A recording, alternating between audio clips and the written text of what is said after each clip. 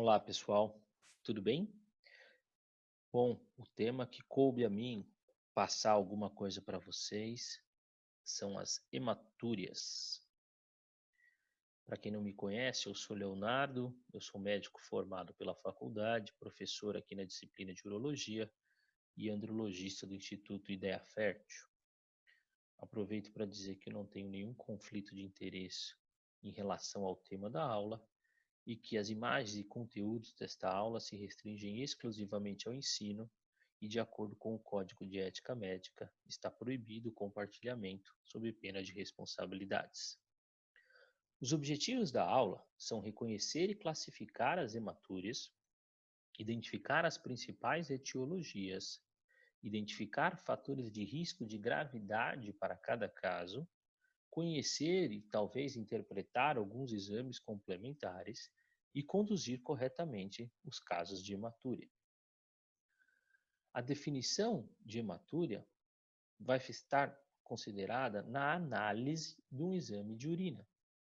Então, a presença de mais de 5 hemácias em campo de grande aumento ou mais de 10.000 eritrócitos por ml de urina é considerado hematúria. A importância para o diagnóstico da hematúria, que pode ser um sinal, né, de identificado pelo médico ou um sintoma referido pelo paciente, está já desde o início na anamnese associado então ao exame de urina tipo 1.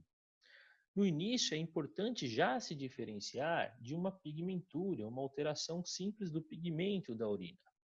Todos esses frascos contêm urina com cores diferentes que podem estar relacionados a sangramento, mas também podem estar relacionados, por exemplo, ao consumo excessivo de beterraba, ao consumo excessivo de antibióticos e que podem alterar a cor da urina para uns tons mais avermelhados e aí sendo considerado como uma falsa hematúria. A caracterização da hematúria, ela pode ocorrer de três formas: uma classificação conforme a visibilidade, uma classificação conforme o local de origem e uma classificação conforme o momento da ocorrência da hematúria. De acordo com a visibilidade, nós dividimos essa classificação de duas maneiras. Ou ela é uma macrohematúria, que é a hematúria visível a olho nu, a que o paciente vem referindo que identificou sangramento na urina, que pode ou não apresentar coágulos e que, na análise urinária, vai apresentar mais de 50 hemácias por campo. Já a microhematúria, ela não é perceptível pelo paciente nem pelo médico. Na maioria das vezes é um achado de exame, não propriamente há uma queixa urinária. E microscopicamente é quando apresenta mais de 3 hemácias por campo. Quando a gente vai classificar a hematúria de acordo com a origem, ela pode ser uma hematúria de origem glomerular, na menor parte das vezes, 35% das vezes, que são as causas nefrológicas, de acordo com diagnósticos de glomerulonefrites ou doenças autoimunes, que provavelmente vocês vão ver nas aulas da nefrologia, e ou a origem não glomerular, que é a maior parte das vezes, a maior parte das causas de hematúria são as causas urológicas, onde a gente identifica uma lesão direta, propriamente dita, do urotélio ou uma lesão vascular. Apesar da gente enfoque maior para as causas urológicas, como é que a gente diferencia uma da outra? A gente faz essa diferenciação por uma avaliação do dismorfismo eritrocitário na urina. O que isso significa? Né? A hemácia, quando ela passa pelo glomérulo, ela pode passar e sofrer algumas alterações, e isso pode ocorrer, inclusive, de uma maneira fisiológica em menor proporção. Quando ela passa pelo glomérulo e ela passa de uma forma alterada, e essa alteração se apresenta em mais de 80% das hemácias, a gente considera um dismorfismo eritrocitário presente ou positivo e a gente suspeita de hematúrias de origem glomerular. Quando o dismorfismo eritrocitário ele é baixo, ele é menos de 20%, a gente identifica que a hematúria é de uma causa não glomerular e aí a gente vai para a investigação das causas urológicas.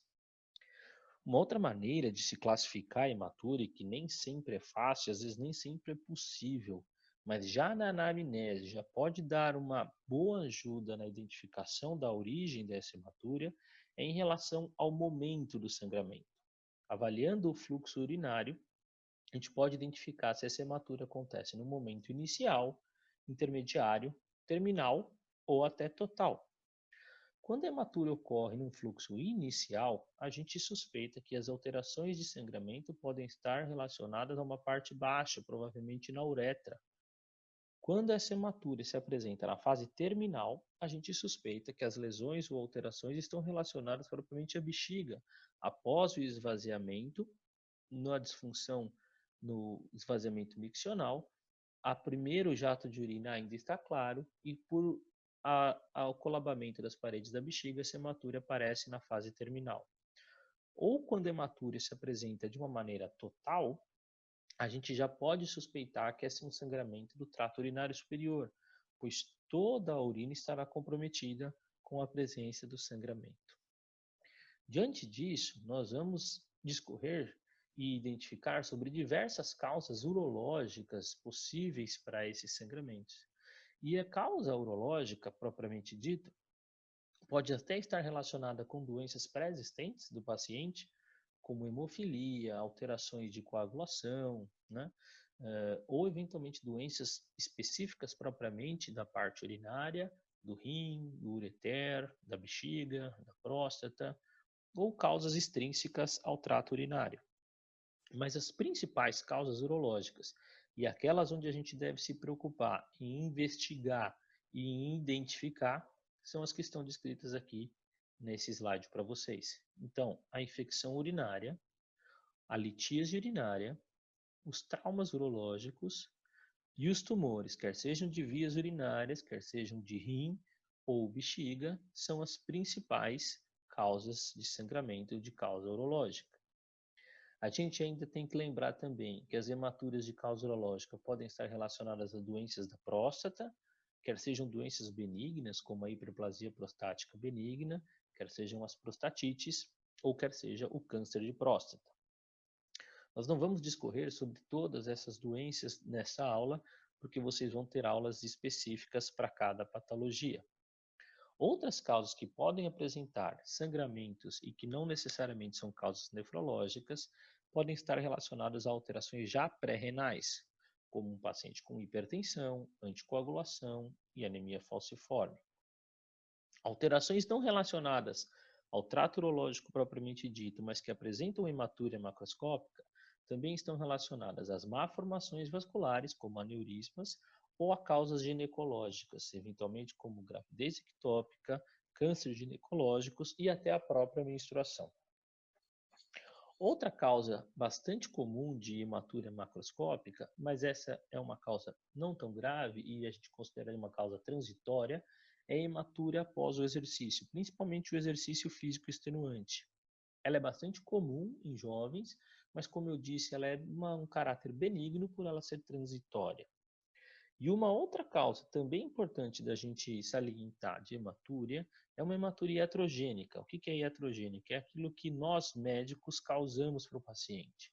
Então, nesse caso, quando o paciente vem, por exemplo, com uma retenção urinária, vocês conseguem ver aqui o paciente com a bexigoma visível, e a gente faz a sondagem para tratar esse paciente, a gente pode ter tanto uma lesão traumática da uretra, mas nesse caso, o esvaziamento muito rápido da bexiga causou uma lesão por vácuo do endotélio, do urotélio, na verdade, da bexiga, causando o que a gente chama de hematúria ex vácuo. Então, quando a gente caracterizou a hematúria, quando a gente, e sabendo dessas possíveis causas, etiologias da hematúria, na investigação a gente precisa já, junto com a hematúria, avaliar outros sintomas. Outros sintomas associados também podem trazer para a gente informação importante a respeito da origem dessa hematúria. Por exemplo, quando o paciente tem associação à dor, esse paciente pode ter ou uma litíase urinária ou uma retenção por coágulos.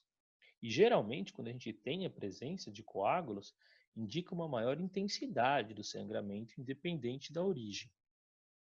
Outro sintoma que deve ser investigado para pensar e descartar as causas que a gente conversou é a febre, pois quando tiver uma hematúria associada à febre, a gente pode pensar em quadros de infecção. Mas talvez o mais importante, o mais grave que a gente deve salientar é a investigação já na anamnese dos fatores de risco para as neoplasias. Esses fatores de risco que estão aqui resumidos nesse quadro, todos devem estar sendo investigados já na anamnese. Você precisa perguntar para o paciente se ele tem um antecedente do tabagismo, que é um dos mais preocupantes em relação aos tumores uroteliais, se ele teve uma exposição às aminas aromáticas, que são de tintas ou indústrias químicas, né? Se ele já teve algum episódio de sangramento antes, se ele tem algum antecedente já de radioterapia ou de quimioterapia, são todos antecedentes onde a gente vai precisar se preocupar mais com o risco de neoplasia. Então, a investigação desses pacientes, onde se fez essa anamnese diante da queixa de hematúria, ela é direcionada, né? Direcionada justamente para cada ponto desses onde a gente sabe da possibilidade etiológica da hematúria. A importância é descartar as urgências e identificar causas mais graves, mas toda a hematúria deve ser investigada, seja ela macro, seja ela micro, seja ela investigada pelo médico generalista ou pelo médico especialista. E essa investigação ela é basicamente por exames de imagem, né? Os exames de imagem, a gente teve uma evolução muito grande ao passar dos anos e alguns exames de imagem são específicos e a gente consegue determinar bem a utilidade deles, mas às vezes alguns exames a gente nem sabe utilizar direito, então não adianta nada a gente ter tecnologias muito moderna se a gente não souber utilizar.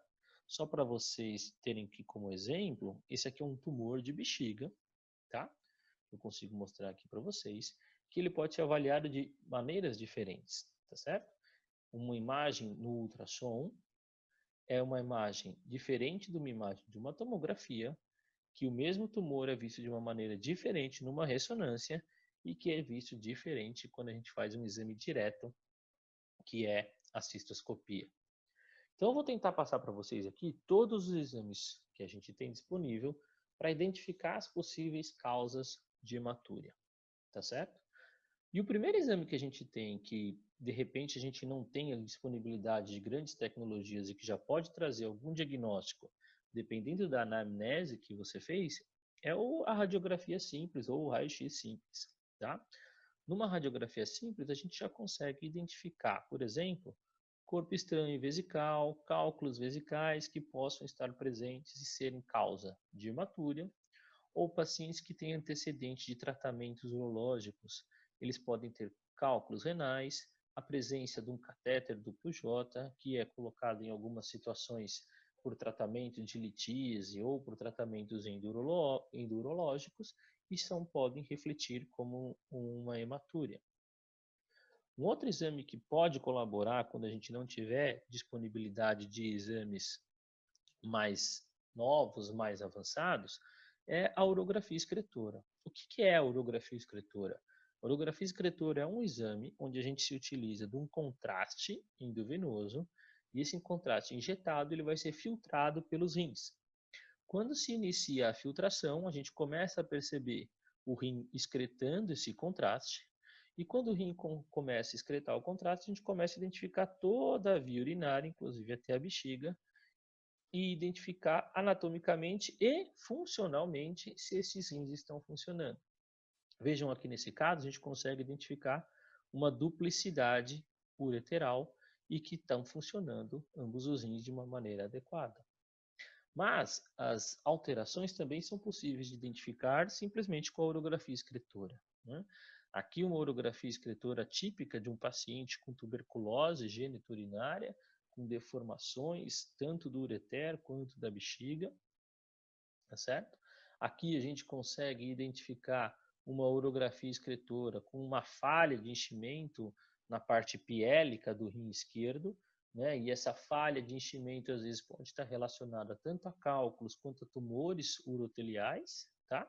E aqui uma outra imagem onde a gente vê uma parada da progressão do contraste que identifica uma obstrução da via urinária, que também geralmente está relacionada a cálculo ou a tumor, e aí a falha deste exame justamente por não conseguir às vezes fazer o diagnóstico diferencial se isso é um tumor ou se isso é um cálculo.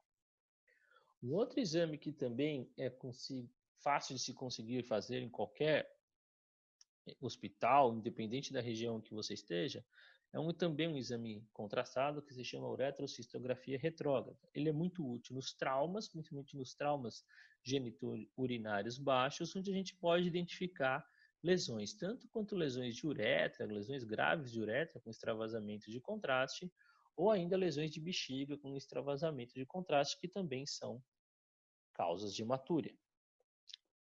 Mas o exame que vai ser mais utilizado quando o paciente estiver com sintomas de sangramento urinário é o exame do ultrassom, a ultrassonografia de rins e vias urinárias.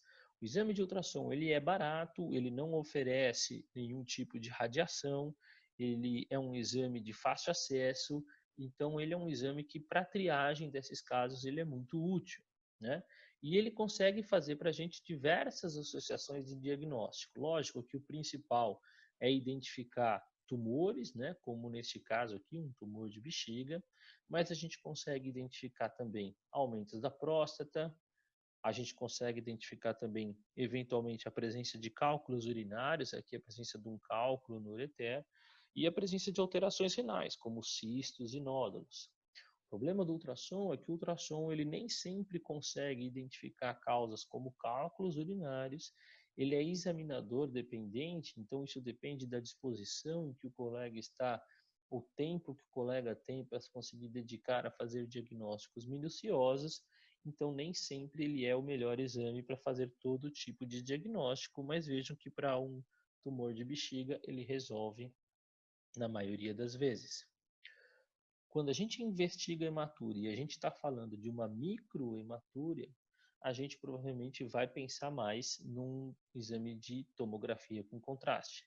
Ele tem um pouquinho mais de acurácia para lesões de trato alto, principalmente quando a gente está falando de pacientes de mais idade e suspeitos para doenças malignas, mas ele pode ser utilizado em diversas situações. Por exemplo, nos traumas, onde a gente consegue identificar grandes hematomas, nas suspeitas de dor, de cólica renal, onde a gente consegue identificar os cálculos ureterais. Mas o grande benefício da tomografia é a gente poder identificar o que está acontecendo ao redor do trato urinário. Então vejam aqui vocês que a gente tem aqui uma imagem suspeita de um abscesso, de um tumor renal, algo que está comprometendo bastante o rim, de um paciente que tinha uma queixa de hematúria, e a gente consegue identificar a proporção desse acometimento, se isso tem algum acometimento da via excretora ou não, se isso tem algum comprometimento dos órgãos adjacentes, como fígado, como eventualmente a parte muscular, a parte de parede, alças intestinais. Com o advento de tecnologias, a gente consegue inclusive fazer a reconstrução com softwares, uma reconstrução 3D. Então vejam vocês esse caso, uma tomografia sem contraste, onde a gente tem uma suspeita de uma pedra, né, um cálculo no rim, e aí com o contraste a gente verifica que realmente esse cálculo está na via excretora, mas a gente não consegue identificar muito bem qual é a posição dele, porque essa alteração aqui morfológica a gente já suspeita, mas com a reconstrução a gente identifica claramente que se trata de um divertículo e que esse divertículo tem um cálculo no seu interior. E não só para os cálculos, mas para os tumores, essa reconstrução também é muito importante, tanto para o diagnóstico quanto para o planejamento cirúrgico. Então vejam vocês aqui uma via excretora alterada, com dilatação, e que quando o contraste começa a ser eliminado, ele tem uma parada da eliminação do contraste, uma imagem que a gente depois na reconstrução consegue ver aqui bem fácil aonde é esse ponto de parada. Tomografia, vejam vocês, ela é bastante fidedigna com a anatomia pós-operatória. Então aqui esse tumor de rim que a gente operou, com a imagem, por exemplo, da imagem de necrose central, sendo bastante fácil de identificar numa tomografia. Mas nem sempre são fáceis de identificar os problemas adjacentes a esse tumor. Então vejam esse mesmo tumor que a gente operou, a gente consegue ver bem essa necrose central, mas a gente, com uma ressonância, às vezes consegue ver melhor a relação desses tumores, principalmente em relação aos vasos renais, aos grandes vasos como a aorta e inclusive em cortes sagitais, que facilita identificar a relação íntima que esses tumores podem ter com os órgãos adjacentes. O exame, na verdade, que vai te dar um diagnóstico preciso, ele é um exame direto, é um exame visual, né?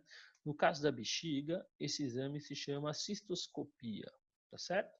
Então, numa cistoscopia, a gente entra com a câmera pela uretra, isso independente se é homem ou se é mulher, e a gente consegue ter uma visão direta da bexiga. A gente consegue identificar, por exemplo, a presença de tumores, a gente consegue identificar a presença de sufusões hemorrágicas, que são alterações suspeitas de cistite hemorrágica, e a gente pode identificar a presença de aumentos prostáticos, inclusive com a presença de cálculos vesicais. Se numa cistoscopia a gente não identifica nenhuma alteração dessas, a gente pode ainda fazer o que a gente chama de lateralização da hematúria. A gente visualiza os dois meatos ureterais e se sair algum sangramento por algum dos meatos ureterais, a gente consegue partir para um segundo exame, que é a avaliação do trato urinário alto, que é a ureteroscopia. Na ureteroscopia a gente também pode identificar tumores dentro do ureter, quer sejam de aspecto maligno, quer sejam de aspecto mais benigno, mas também a gente pode identificar os cálculos ureterais quando eventualmente a suspeita diagnóstica for uma cólica ou uma obstrução por cálculo.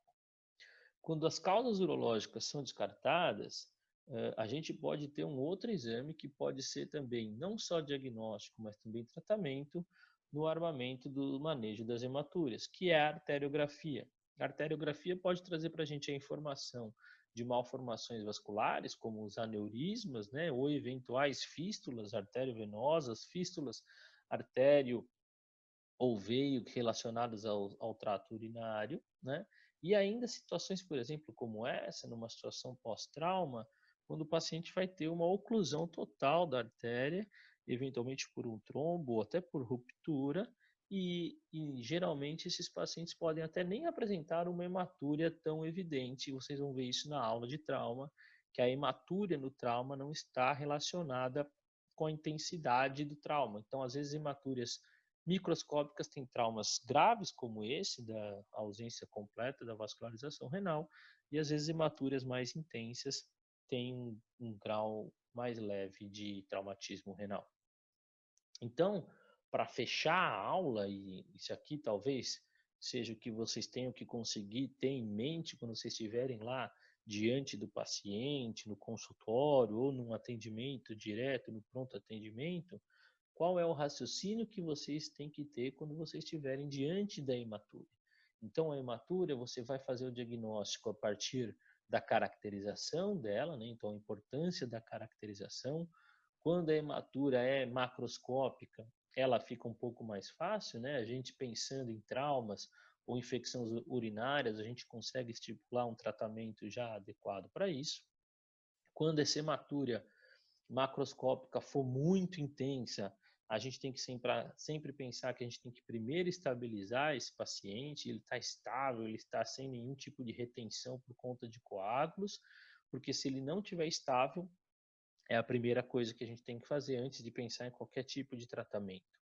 Nessa situação, a gente geralmente acaba passando uma sonda no paciente, é uma sonda urinária de Foley de 3 vias para fazer a irrigação vesical desses pacientes. Vocês vão ter uma aula também específica sobre a sondagem vesical e vão ver direitinho o que são essas sondas, tá bom? Se esse paciente com hematura macroscópica estiver estável, aí sim a gente pode partir para a linha de raciocínio de diagnóstico, tá? Que é o que a gente faz já na hematura microscópica. A hematura microscópica, em geral, são pacientes que já sabem que a estabilidade não é uma preocupação, então se você tiver uma causa provável, você já pode tratar, né? Então, por exemplo, pacientes com anemia falciforme, glomerulonefrites, doenças hematológicas, autoimunes, você já pode pensar em tratamento. Se você não tiver uma causa provável, você vai fazer a investigação, e aí nesse caso, para diagnosticar, diferenciar glomerular de não glomerular, lembrar de pedir o dismorfismo eritrocitário na urina, junto com o exame de imagem, de preferência, como eu falei, a urotomografia. A urotomografia ela é a tomografia de abdômen com contraste endovenoso e com reconstrução, para trazer mais informações tanto anatômicas quanto funcionais. E a partir daí, tendo um diagnóstico, você pode tratar ou partir para os exames de visualização direta, como eu disse para vocês, a cistoscopia e a uroteroscopia, podendo ou não sendo necessário fazer uma biópsia para esse diagnóstico. Nos casos de doença microscópica, hematura microscópica, onde não se faz o diagnóstico, inclusive com os exames diretos de cistoscopia e uroteroscopia, a gente pode considerar fazer um acompanhamento aqui, ou então partir para aqueles exames diferentes, mais específicos que eu falei para vocês, a arteriografia ou eventualmente os exames relacionados a doenças não urológicas, tá bom? Era isso que eu tinha para falar para vocês. Qualquer dúvida que vocês tiverem, é só escanear o QR Code e qualquer mídia que vocês quiserem entrar em contato comigo, fiquem à vontade. Espero que vocês tenham aproveitado e bons estudos. Um abraço a todos, se cuidem.